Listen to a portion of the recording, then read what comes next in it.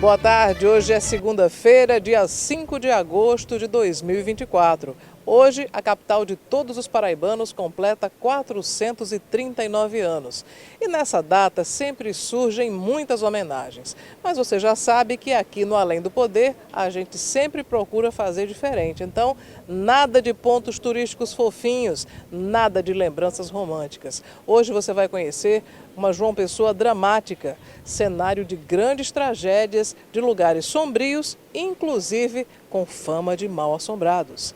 Tirem as crianças da sala. O Além do Poder especial 5 de agosto está começando.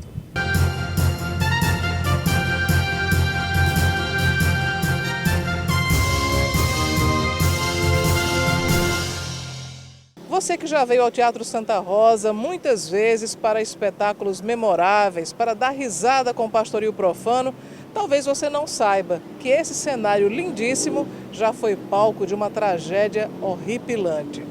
Sérgio, era para ser um espetáculo de mágica, mas não deu certo, né? Pois é, um mágico, Balabrega, ele, acho que nórdico, ele veio aqui para João Pessoa, já era a segunda vez que ele vinha aqui, pelo que me parece.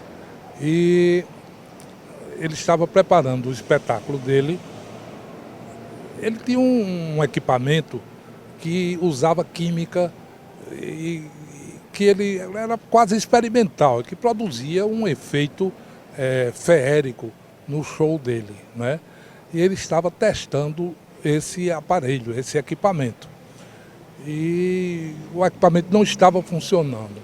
E ele continuou mexendo e mexeu de tal forma que o equipamento explodiu. Ele explodiu junto com o equipamento. E também um assistente dele. E mais gente se feriu. Foi uma tragédia aqui em João Pessoa, aqui no Teatro Santa Rosa. De tal forma que muita gente depois ficou até vendo a assombração. É natural, porque foi uma história que pegou muito e as pessoas terminaram se angustiando com isso e até vendo o que não existia, provavelmente. Mas teatro sempre, não há um teatro que não tem história de assombrações, né? O fantasma da ópera que o diga. É, o fantasma da ópera que o diga. Aqui também tinha a história de uma moça, geralmente quando se conta a história de moças fantasmas, elas estão vestidas de branco, geralmente. Então tinha uma moça que, suposta fantasma, que é aqui no Teatro Santa Rosa, vestida de branco, que de vez em quando tocava piano aí do nada, e as pessoas achavam que viam isso. Então, o Teatro Santa Rosa também se presta a essas histórias, porque ele é muito antigo, ele foi de 1889, aliás, um pouco de história. Ele foi inaugurado em novembro de 1889, há 15, 10, 11 dias, uma coisa assim, da proclamação da República. Foi feito pelo último governador do Império, indicado pelo Império. O último, no caso, era presidente da província da Paraíba. Província da Paraíba do Norte, com HY. Então, ele, poucos dias antes da proclamação, pois não. E é por causa do nome do então presidente da província que o teatro ganhou esse nome. Exatamente, foi o presidente Gama Rosa, o último presidente da província, que o Rosa com Z, que o teatro ficou Santa Rosa com Z. Até o presidente João Pessoa, anos depois, quis mudar, mas ninguém nunca mais conseguiu mudar. E ficou o Gama Rosa com Z, o Teatro Santa Rosa com Z até hoje. Poucos dias depois de ele inaugurar o Teatro Santa Rosa, ele foi derrubado. Que aí veio o primeiro presidente republicano, que foi o Venâncio Neiva. Antes assumiu uma junta, mas depois veio o primeiro presidente já do Estado, não era mais da província, o Venâncio Neiva. Sérgio, eu vou aproveitar esse nosso cenário do Teatro Santa Rosa, que está em reforma desde o ano passado, para falar sobre um outro acontecimento trágico que se deu aqui em João Pessoa, esse muito mais recente, que foi no Dia do Soldado, quando o Exército programou uma festa que seria para as crianças e acabou também em tragédia. Foi na década de 70, né? Era uma comemoração do Dia do Soldado, na Lagoa. Eu lembro perfeitamente disso. havia balsas que o Exército colocou lá para levar as pessoas a passearem. E superlotaram uma dessas balsas, que terminou na pior tragédia assim, coletiva que se viu aqui em João Pessoa dos últimos tempos. Crianças sendo retiradas mortas da lagoa, do Parque Solano Lucena, foi um horror. Como era a época da ditadura, não é? Essa coisa terminou, de certa forma, escondida, né? A repercussão foi muito pouca, né? Na imprensa. Repercutiu, mas não deu continuidade. E a coisa morreu por aí. Mas foi uma tragédia horrorosa. Quem está curioso de saber como o Sérgio sabe todos esses fatos, todos os episódios, você tem feito uma pesquisa para um livro seu, justamente sobre o resgate da memória da cidade de João Pessoa. É também do estado da Paraíba, Sérgio? Conta para a gente sobre o teu livro. Ali, 99% é João Pessoa, que chamava-se Cidade da Paraíba, né? O estado era Paraíba do Norte, a cidade era Paraíba, tudo com HY. E essas pesquisas, eu já lancei com base nessas pesquisas, eu lancei um livro Memórias da Cidade de João Pessoa. E vou lançar um segundo agora, com outro nome, mas dentro dessa mesma perspectiva de contar histórias. Eu chamo Paraíba e suas histórias, porque são várias histórias. História do teatro, história dos Correios, história da Praça Pedro Américo, história desse prédio que é antiquíssimo, que é do quartel da Polícia Militar, desse outro aqui atrás, que funcionava o comando e que vai passar a ser Palácio dos Despachos do Governo do Estado. Então, João Pessoa é um museu a céu aberto, não é? É um museu a céu aberto. O que precisa muito é a revitalização desses prédios e a ocupação, porque não adianta você revitalizar e não ocupar, porque eles virão novamente a ruir. Então, é isso que João Pessoa. Mas João Pessoa é a terceira cidade mais antiga do país. E eu explico isso por quê. Ele talvez não é certamente o maior, o primeiro povoado, o terceiro povoado. Acontece que quando João Pessoa foi criada com o nome de Filipéia, com o nome de Cidade de Nossa Senhora das Neves, ela foi criada pelo rei com ordem de ser criada como Cidade Real de Nossa Senhora das Neves. Então só havia duas cidades até então, a cidade de São Salvador, da Bahia, e a cidade de São Sebastião, do Rio de Janeiro. E a terceira foi a cidade de João Pessoa. Por esse motivo, porque ela foi criada como cidade. Mas não para por aí. A diretora do Teatro Santa Rosa, Adriana Pio, já ouviu muitas histórias de Trancoso relacionadas ao teatro. Especialmente com a ascensão da vida virtual, né? São vários grupos de turismo, às vezes videomakers da área do turismo, ficam extremamente interessados na história. E eles pedem para filmar dentro do teatro, né? Fazer suas visitas lá dentro. Às vezes pede um funcionário para contar alguma história e fazem aquelas montagens bem aterrorizantes, assim, bem fantasiosas, né? Porque acrescentam muitas coisas, muitas histórias além do que de fato ocorreu, né? Cada dia essas histórias estão mais modificadas, mas isso é que importa, né? É manter o imaginário ativo. A gente tem funcionários que até hoje diz que escuta coisa caindo do teto e não tem nada, quando vai lá, chega no palco, não tem nada, né? Escutam realmente coisas baterem, portas baterem, e bate mesmo. Isso é fato. Às vezes eu trabalho até muito tarde, quando fica mais calmo aí para eu trabalhar nos processos, eu fico por ali. E às vezes sou a última a sair junto com o vigia que me acompanha, né, o segurança. E eu escuto mesmo porta rangendo, entende? E eu costumo ir lá checar, eu não consigo crer nas histórias, né? Acho muito legal, incentivo até que se conte, mas eu não consigo crer. Então, eu vou lá mesmo checar aquela porta que está batendo, é um banheiro, lá em cima, porta de banheiro, a madeira range mesmo, ela trabalha sempre, né? Especialmente quando há mudanças de clima. Mas tem essas histórias de... dizem que tem uma noiva que anda por lá também. Funcionários do teatro já afirmam que já viram essa mulher de branco andando por lá, né? Quando fecha tudo, fica escuro.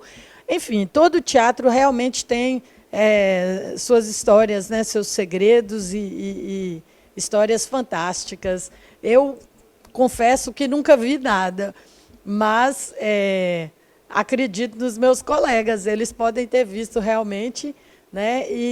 Mas tem assim, você percebe, por exemplo, todo mundo conta ali que quando Roberto Cartacho foi diretor do teatro, dizem que ele chegava e falava baixinho o nome dos colegas que tinham medo, diz que ele falava sussurrando, né? E via gente correr mesmo, com muito medo. Então, acho que essas histórias vão povoando o imaginário dessas pessoas, e aí qualquer sinalzinho, né, aterroriza mesmo, assusta. Os mais jovens não sabem disso, mas antigamente as igrejas e os defuntos não andavam porque eles não andavam, mas eles permaneciam juntos. E quem vai contar para a gente essa história é o jornalista Sérgio Botelho, que inclusive está escrevendo um livro sobre muitas histórias de João Pessoa. Sérgio, nós estamos aqui em frente à Igreja da Misericórdia, e o que é que tem a ver, ou pelo menos tinha a ver, à época, igreja e cemitério? Essa igreja é a construção original, em pé, mais antiga que tem em João Pessoa. Ela é de logo depois da conquista da Paraíba, da fundação da cidade.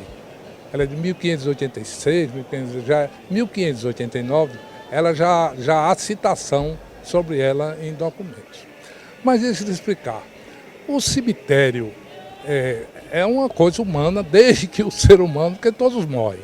Então, eles eram sepultados. Mas o cemitério público é uma coisa das cidades.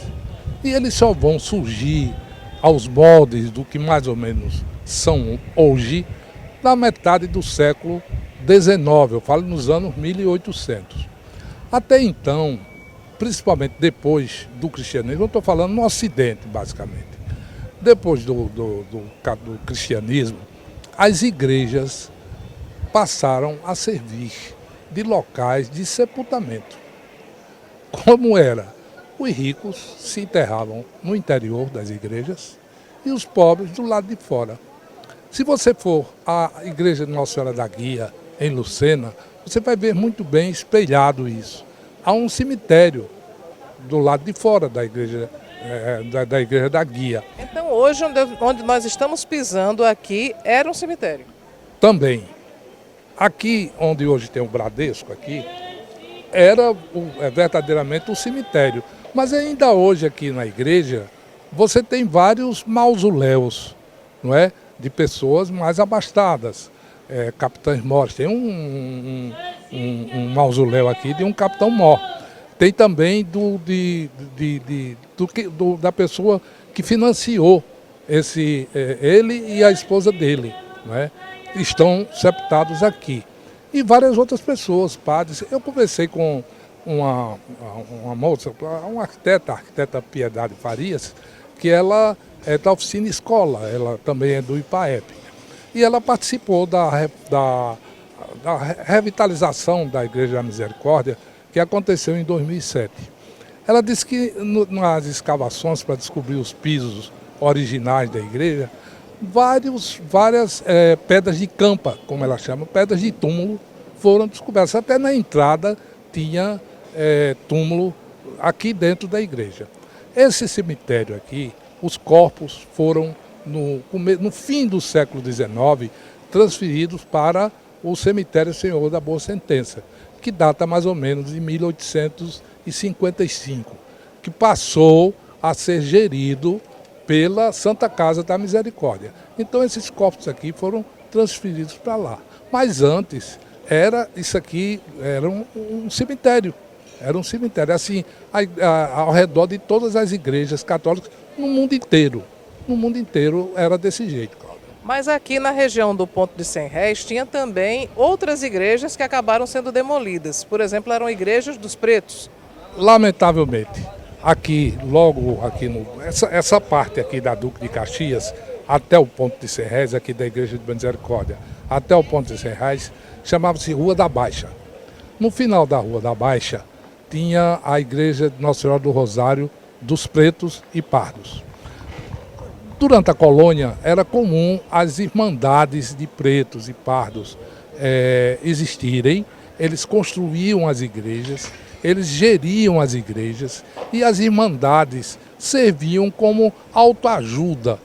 Eles tanto emprestavam algum dinheiro a um ou outro, como atuava na compra de medicamento para eles próprios da Irmandade. Era uma espécie de cooperativa aos moldes da época para os pretos e pardos. Mas isso não queria dizer que havia um apartheid, que só os pretos frequentavam essa igreja, não era assim? Não. Nem que os pretos e pardos só podiam ir para essas igrejas, não.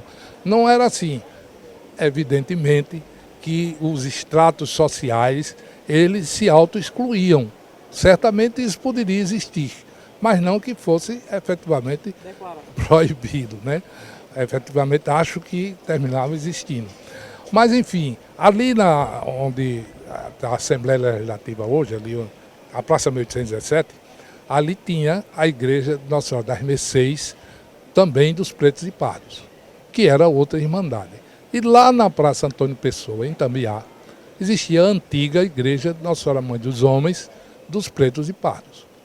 Eram irmandades, como lhe disse, eles construíram essas igrejas, eram igrejas seiscentistas, quer dizer, vinham dos anos 1600, uma vinha dos anos 1700.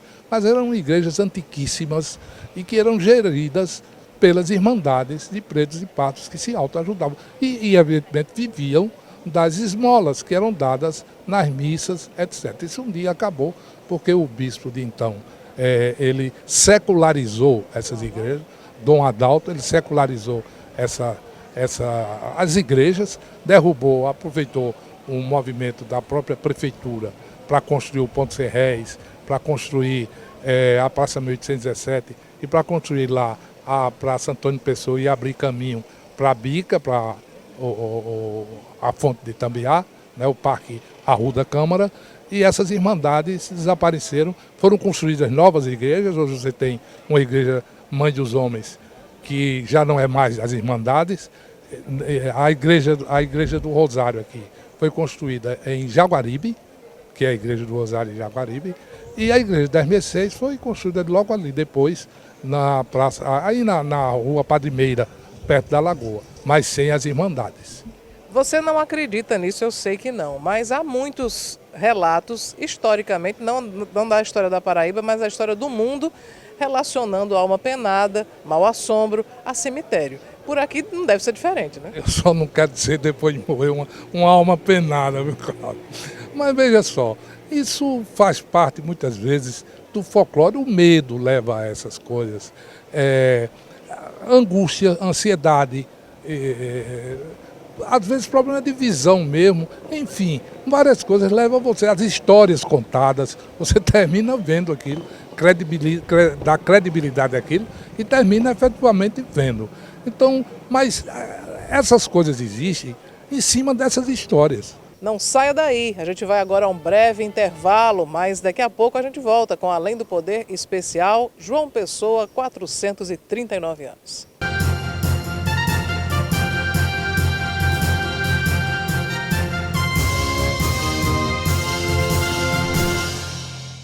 Estamos de volta e antes de continuar o programa especial Além do Poder no aniversário da capital da Paraíba, nós vamos conferir as ofertas do Armazém Paraíba. Lembrando que está mais do que na hora de você tirar o escorpião do bolso e comprar o presente do seu pai. Vamos conferir as ofertas da promoção É Show, papai. Ei, filhão! Garanta já o presentão do Dia dos Pais no Armazém Paraíba! Deixe seu pai ainda mais moderno e conectado com o smartphone Samsung A25 de 256 GB por R$10,129,90. A bicicleta Aro 29 de marchas fica só R$10,109,90. Aspirador de pó é R$10,29,90. Ventilador 40 centímetros, esse é do grande e custa só R$10,13,90. E a churrasqueira é só R$10,12,90. Dia dos Pais no Armazém Paraíba. É show, papai! Aponte a câmera do seu celular para o nosso QR Code, para o QR Code que está aparecendo na sua telinha, baixe o aplicativo e aproveite para comprar o presente do seu pai antecipado, sem muvuca, sem tumulto. Você vai acompanhar, vai conferir mais de 30 mil itens e muitos deles em promoção. Você também pode comprar pelo nosso WhatsApp, é o Zap mais famoso do Brasil, mais fácil também, 3222-5000. Aproveite também para acessar o armazém no Instagram, @armazémpb. Nós falamos até agora sobre histórias sombrias, mas todas elas conjecturas ou fatos muito distantes, fora da realidade. Esse agora não, é uma tragédia real e horripilante que começou com um religioso, alguém que deveria professar os mais altos princípios cristãos. Essa história do frade que cometeu um assassinato horripilante, Sérgio vai contar pra gente. Vamos começar dizendo que aqui essa parede aqui hoje está emparedada. Isso aqui era a bica dos milagres, ou fonte dos milagres. Por quê? Porque naquela época espalhou-se que a água curava e, portanto, milagrosa. Aqui tinha um riacho, não eram essas casas, evidentemente, e tinha um riacho. E consta que um padre franciscano namorava uma moça, na época eles qualificavam uma mulata, Teresa, e se encontravam os dois aqui nesse riacho, aqui nessa fonte dos milagres, que fornecia água potável para a cidade. Ela foi muito importante para os primeiros séculos da cidade de João Pessoa. E essa moça, o padre encontrou ela com um namorado, um capoeirista, e esse capoeirista terminou até batendo no padre, botando ele para correr. O padre marcou e atraiu posteriormente essa moça aqui para esse riacho e trouxe um índio e um escravo. E eles três empalaram a moça. Isso foi em 1801, mais ou menos. Isso foi um escândalo na cidade. O negro escravo terminou morrendo na cadeia, o índio foi devolvido à tribo e o padre foi para uma prisão no convento, voltou para o convento. Mas essa é a história trágica que abalou João Pessoa e até hoje contar a história realmente é uma coisa trágica. Mas era um padre franciscano e aconteceu aqui na famosa Bica dos Milagres, que é nessa parede aqui. Para ser mais horrível ainda, para ser mais trágico, essa história de um feminicídio termina com o acusado condenado, mas praticamente impune. No convento, sabe-se lá o que ele foi, certamente por espírito de corpo, não é? Ele terminou sendo, quem terminou mesmo foi a moça e o negro escravo, que ele terminou morrendo na prisão, né? Mas o padre, o índio voltou para a tribo, foi devolvido para a tribo dele. O índio era muito difícil você escravizar, porque ele não era do espírito do índio. E o negro, porque estava longe das terras dele, assim mesmo, daqui, vez por outra, eles conseguiam fugir e formar os quilombos, né? Mas o padre voltou para o convento. Foi a prisão de um convento. Foi essa a desgraça, a tragédia que houve aqui nesse local, a Bica dos Milagres. Agora, infelizmente, não teve milagre nenhum, teve outra tragédia que é o abandono, né, Sérgio? A gente está vendo aqui que a Bica dos Milagres está absolutamente abandonada, como se ela não representasse nada, fosse apenas uma parede cheia de lodo. E ela tem muita representatividade na história de João Pessoa, como eu falei há pouco, porque ela abastecia de água potável boa parte da população aqui. Que na época, você sabe que o Serrão lá não tem água potável para abastecer, para beber, essas coisas. Então era essa bica, era a bica de Tambiá, era outra bica que tinha aqui no fim da ladeira da Borborema, da Feliciano Coelho, eram essas bicas. Isso tudo aqui eram terras de beneditinos, de franciscanos, das ordens religiosas. É difícil lembrar de tanto sofrimento, de tanta tristeza, mas o que nos dá alento é saber que hoje há outras regras, há mais fiscalização, há equipamentos de segurança e a imprensa cobrindo tudo e dando transparência aos fatos. A gente tem que lembrar também das tragédias porque elas fazem parte da nossa história. Mas apesar de tudo isso, a gente deseja um feliz aniversário para João Pessoa nos seus 439 anos. É uma cidade para quem gosta de ir além, para quem quer viver além do convencional. Feliz aniversário para a capital de todos os paraibanos e para nós que somos sortudos de viver aqui.